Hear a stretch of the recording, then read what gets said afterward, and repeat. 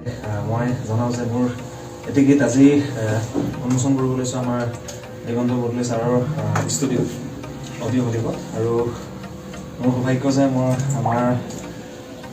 আমাৰ অসমৰ সংগীত জগতৰ যিসকল ভোটাতৰ তেখেতলোকক মই পালোঁ আৰু লগতে আছে আমাৰ মৌচুম দা, আমাৰ তৰুণ দা আছে, বাস্তৱ দা আছে, ছাৰকতো জানেই খাবলৈ ছাৰজন নায়ক দা আছে, আমাৰ প্ৰভা গুৰু দা আছে, ভাগৱত দৰ্শন দা আছে আৰু মোৰ এই গীতটোতে আমাৰ অসমৰ জনপ্ৰিয়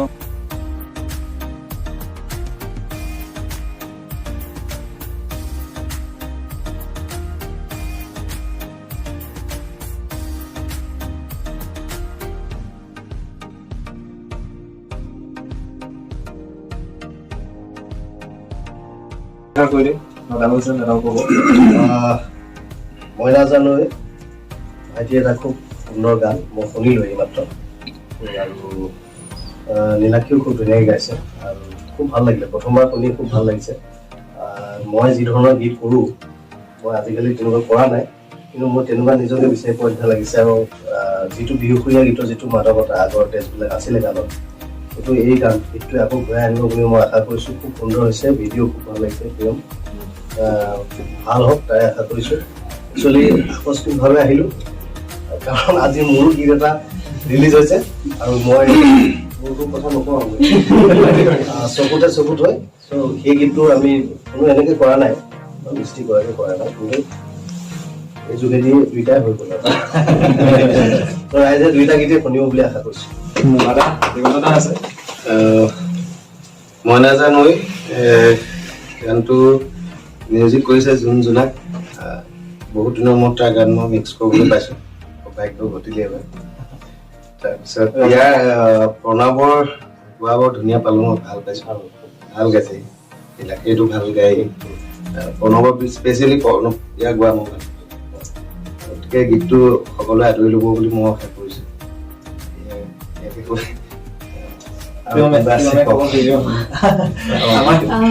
প্ৰথমে উপস্থিত সকলো দৰ্শকলৈ মই শ্ৰদ্ধাৰে প্ৰণাম জনাইছোঁ।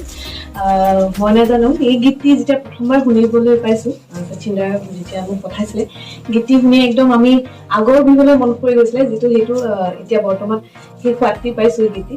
আৰু গীতটি কথা সুৰ সঁচাকৈ খুব ধুনীয়া।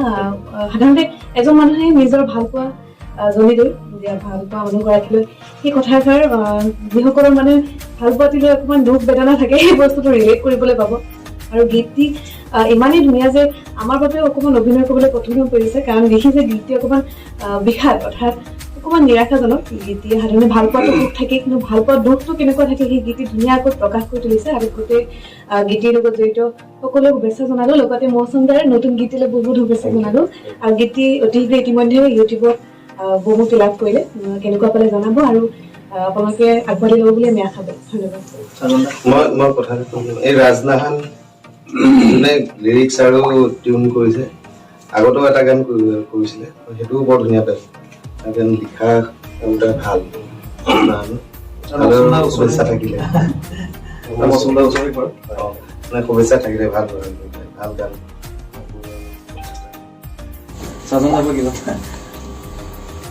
ভাল লাগিছে আজি এইটো পোষ্টাৰটো দেখি, মই নাজানো বুলি আমি কেছেটৰ টাইমত এনেকুৱা পোষ্টাৰবোৰ পাইছিলোঁ, হয় নমস্কাৰ। আৰু বিশেষকৈ 2টা বছৰ ক'ভিডৰ পিছত পুনৰ আমাৰ এই মিউজিক ইণ্ডাষ্ট্ৰিটো প্ৰাণ পাই উঠিছে, এই গানবোৰ ওলাইছে, গতিকে ভাল লাগিছে। খুব ধুনীয়াকৈ গাইছে, মই শুনিলোঁ গানটো। সকলো ৰাইজক অনুৰোধ জনাইছোঁ আপোনালোকে গানটো শুনিব, ফেচবুকতে হওক ইউটিউবতে হওক লাইক শ্বেয়াৰ কৰিব, কমেণ্ট কৰিব, যাতে আৰু ভাল ভাল গান কৰিব পাৰে। ভিডিঅ'টো খুব ধুনীয়া হৈছে, দুয়োটাই ভাল হৈছে, গতিকে আপোনালোকে আশীৰ্বাদ কৰিব বুলি আশা ৰাখিছোঁ। ধন্যবাদ।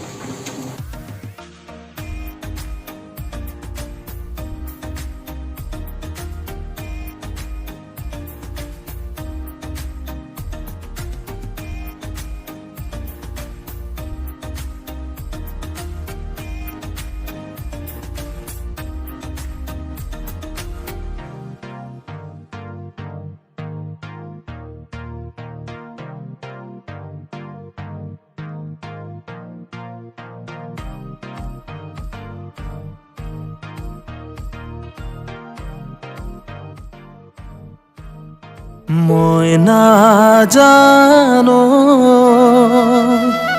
বুকুখন বেয়াকৈ বিষাই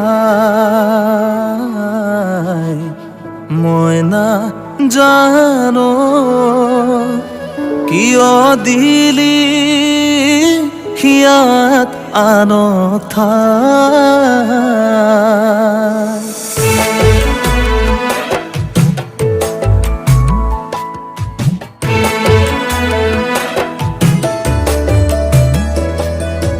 নিজৰ বুলিবলে তুমিয়ে আছিলা কলিজা দিছিলো ঠাই এটি ভুলৰ বাবে কিয় গুচি গলা ওৰে জীৱন